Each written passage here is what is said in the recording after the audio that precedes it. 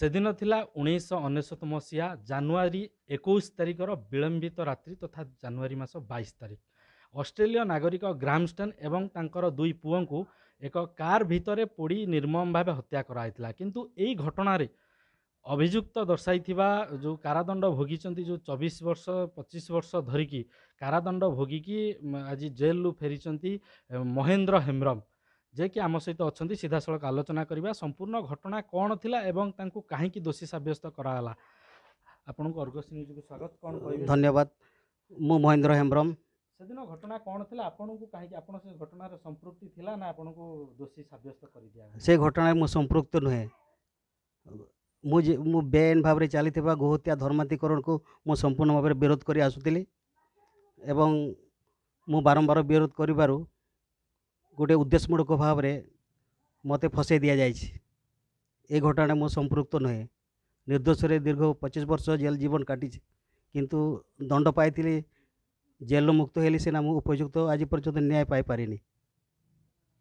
सेतबेले थिला सरकार जो कही आपन दोषी न थाई भी आपन को दोषी साब्यस्त कराला तथापि जो रही आजीवन कारादंड 14 वर्ष काल दंड भोगिया कथा किंतु आपन को कहीं 25 वर्ष आज भोगिया पड़ा कारादंड? सनातन भारतर पवित्र जगन्नाथ भूमि में मो प्रति जो भाई अन्याय अत्याचार करा जाए देश भितर कौन व्यक्ति मो भड़ी अन्याय अत्याचार करा जाए नहीं। राज्य सरकार केंद्र एवं राज्य सरकार अनेक बार ए विषय रे आमे अभियोग करी आसुथिले मध्य आमर फाइलटा को रेकमेंड करा जाउ नथिला। दीर्घ पूर्व सरकार बीजेडी समय रे आमर फाइलटा को चापी रखीगला। चापी रखार जाइथिला फाइल को पुटअप करा जाउनथिला पेंडिंग रखा जाउथिला। जेहेतु ए वर्ष ए सरकार आसी जाइछे तांको मु धन्यवाद देबे। मो जीवन को शृंखलित भाव रे रेकमेंड करिके मु ए बंधन मुक्त जीवन पाइके नुआ जीवन पाइछि। साधारणतः बंदी भाव साधारणतः नागरिक भाव में जीवन यापन करने बाकी जीवन चाहूँगी। जो रही जितेबाला घटना घटला से केन्द्र में कांग्रेस सरकार एवं राज्य में बीजेडी सरकार दीर्घ जो 14 वर्ष आजीवन कारादंड थिला तापरे मध्य आपन को राज्यक्षमा सहित आजीवन जो कारादंड आपन को सरीगला से कोर्ट रे आवेदन करथिले मुकुलिया पई से घटना कौन थिला कहीं मुकुली पानी ना आम राज्यपाल को देइथिलु एप्लिकेशन राष्ट्रपति को दिया हेतिला समस्त को दिया हेबा सत्ते राज्यपाल निजे कहले तांको अति शीघ्र मुक्त कर दिया जाओ किंतु राज्य सरकार ताको ग्रहण कले नहीं फाइलटा को पेंडिंग कर रखीदे।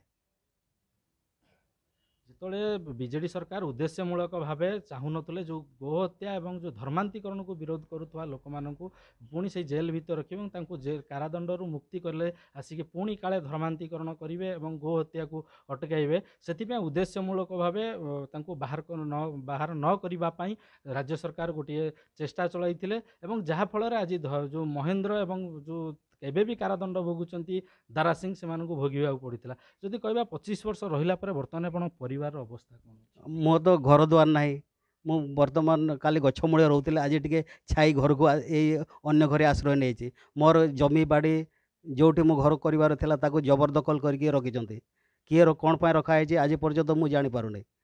मुझे बाबद मु राज्य सरकार को जन तहसीलदार को जन वन विभाग को जन किंतु कोर्ट को जन गोटे इनक्वारी चली किंतु तार किसी समस्यार समाधान हो पारे किंतु मु कोठी रही मोर घर द्वार ना मु परवर्ती जीवन कौन मोर भाग्य भविष्य को नष्ट कर दि जाए बाकी जीवन केमती कटेबी आपण माध्यम सहयोग कले मु बाकी जीवन कटे पारती।